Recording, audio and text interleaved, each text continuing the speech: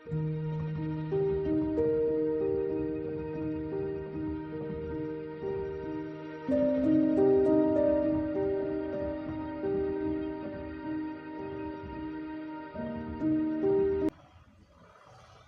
ছাত্ৰ-ছাত্ৰীসকল, আজি আমি NCERT বুক ক্লাছ 10ৰ মেথছৰ ফাৰ্ষ্ট চেপ্টাৰ ৰিয়েল নাম্বাৰছৰ MCQখিনি লৈ আহিছোঁ। আশা কৰোঁ তোমালোকে এইখিনি মনোযোগেৰে চাবা। এতিয়া আমি ইয়াতে আলোচনা কৰিম। চোৱা, এই কুৱেশ্যন পেপাৰখনৰ এই 3 নম্বৰ কুৱেশ্যনটো কি দি আছে চোৱা। Which of the following is an irrational number? কি কৈছে যে ইয়াৰে 4টা অপশ্যন দিছে। চোৱা, A, B, C আৰু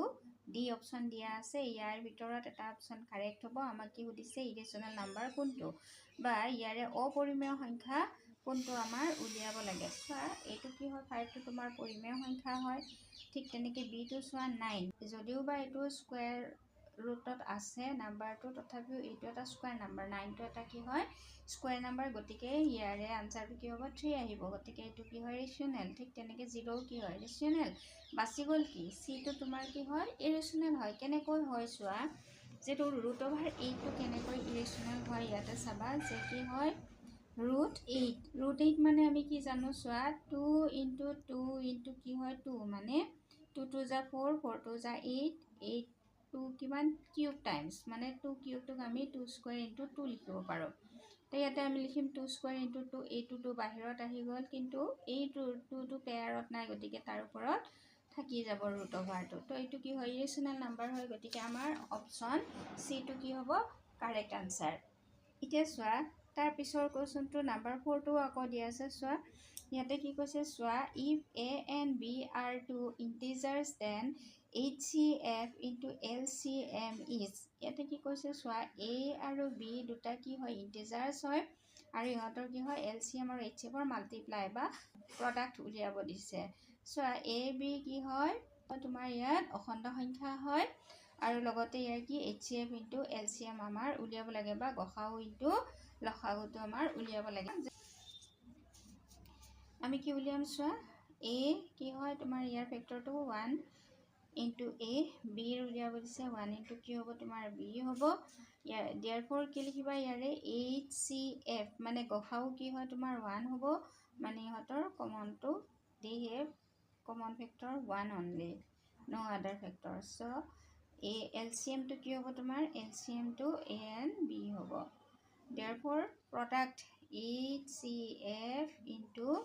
কি হয়, LCM উলিয়াব দিছে। তো HCF কি হয়, 1 হয়, AB।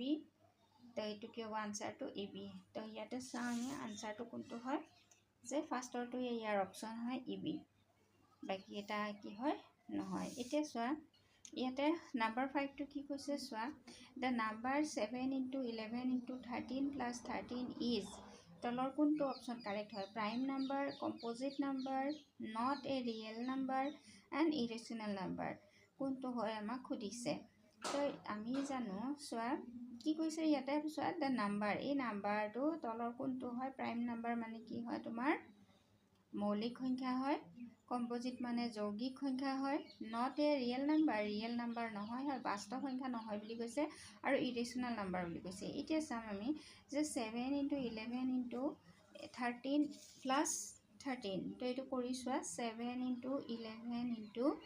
13 + কি কৈছে 13 বুলি কৈছে। ইয়াতে 13 কমন আছে, দুয়োটাৰ পৰা কমন ল'লা, তো এইটো 7 × কি হ'ব, 11 × 1 + 13টো কমন আহিছে 1 হ'ব। তো এইটো 13 হৈ গ'ল, এইটো 7 × 11 = 77 + 1, তো কি হ'ব, 13 × 78। এতিয়া 78ৰ ফেক্টৰ্ছ কেইটা উলিওৱা,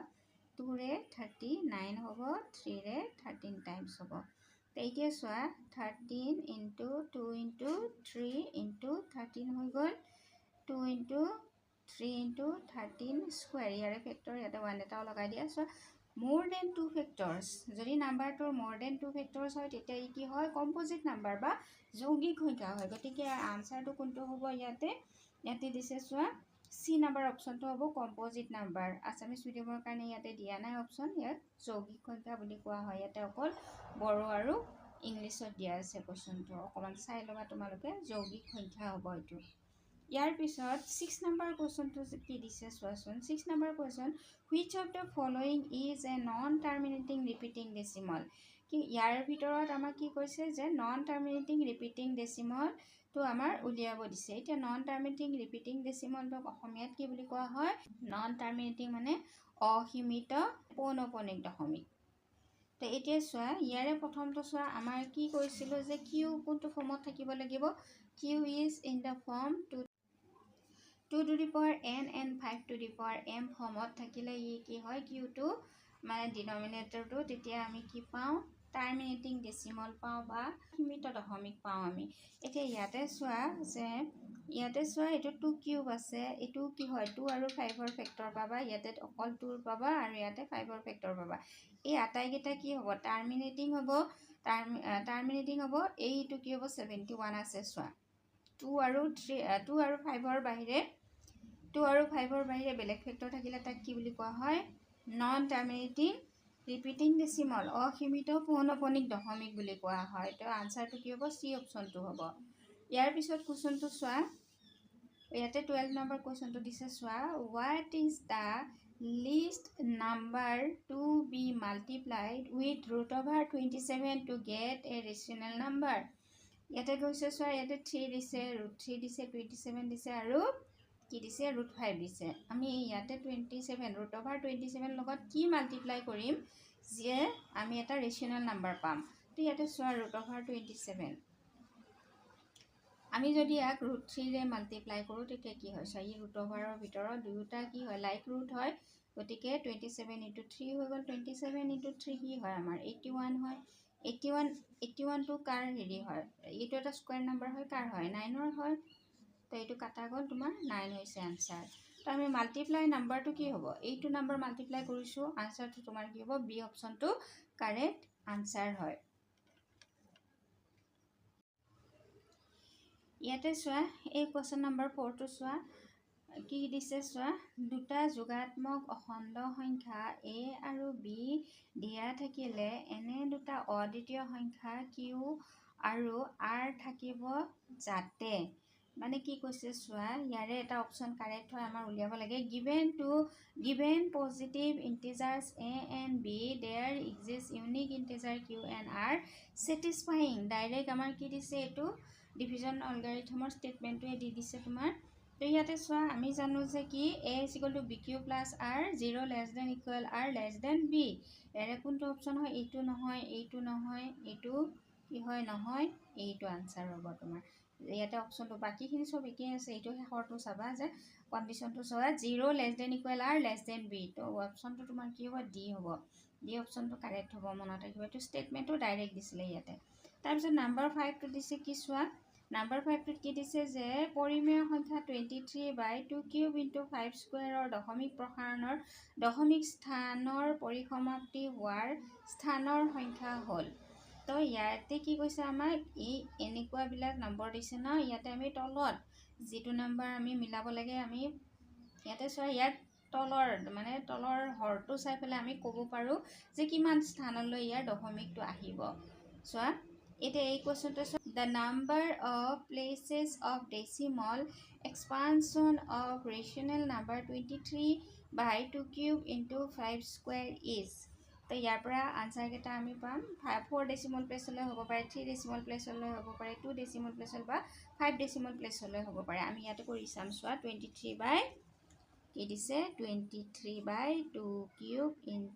5 স্কয়াৰ এতিয়া আমাৰ এনেকুৱা কোৱেশ্চন থাকিলে প্ৰথমে আমি চাম যে ইয়াতে 23 and this